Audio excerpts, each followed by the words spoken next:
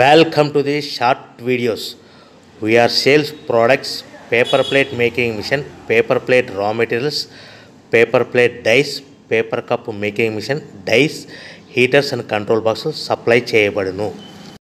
Semi automatic hydraulic double die buffet plate paper plate making machine అంటారు.